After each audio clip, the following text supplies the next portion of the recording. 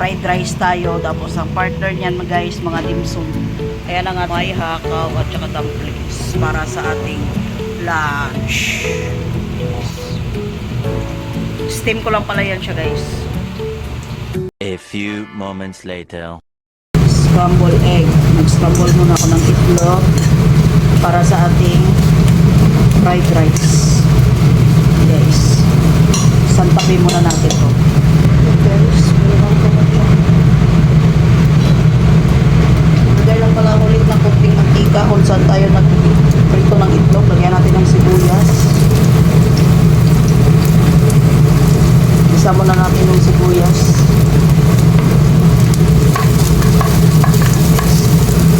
Tsaka chorizo de Bilbao or pork sausage to guys para sa ating fried rice.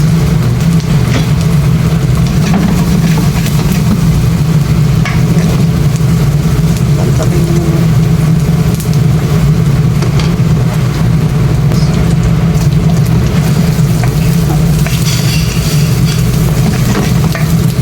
Tapos sit aside lang natin yan guys. Ilagay natin ito ang carrots. Oh! Mars, may tinatanong mama mo.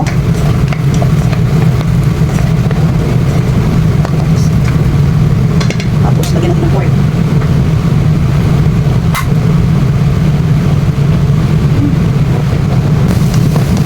Para maluto lang yung carrots na sabay na natin ito.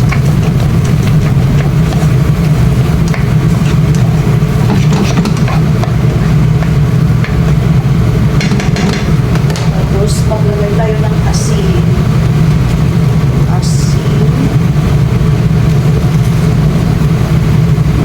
Tsaka white ground pepper. Black pala.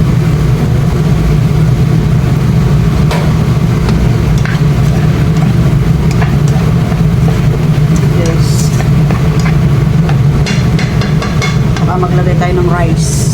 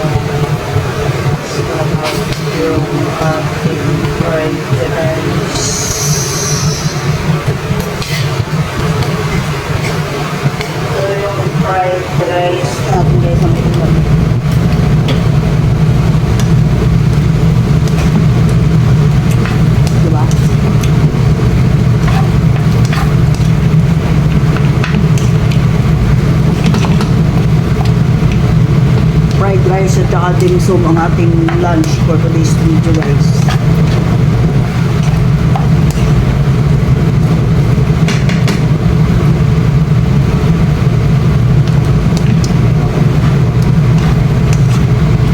Malinamnam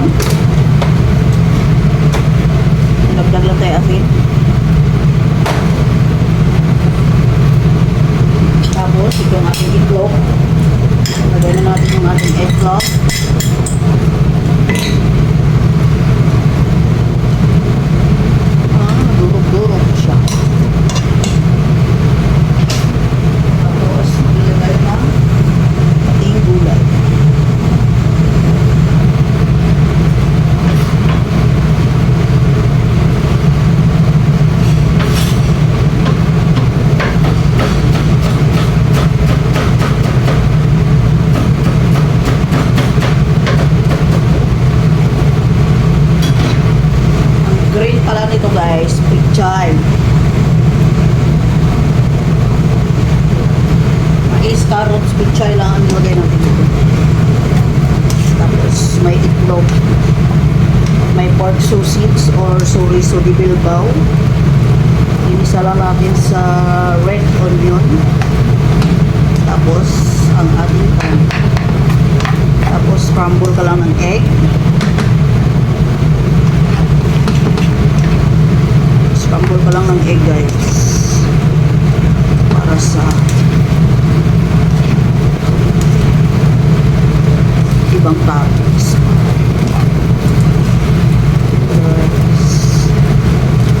Ganyan na kasimple yung lunch natin ngayon. For today's video, ang ating lunch ay dim sum with fried rice. Pork fried rice with egg. Only gulay. Ang gulay ko nito, tatlong klase lang. Mais, pichay, at saka carrots. Asin paminta lang guys. Sapat. Konting oil. Kung saan mo pinirito yung itlog, doon mo na rin check ito. Tapos yung chorizo natin dyan, 2 piraso lang yun. Iniwa-iwa ko na lang yun siya guys. Tapos mayroon tayong dim sum na dumplings, kakao, and siomai para sa kanyang partner. For today's video guys, ready na yung ating lunch.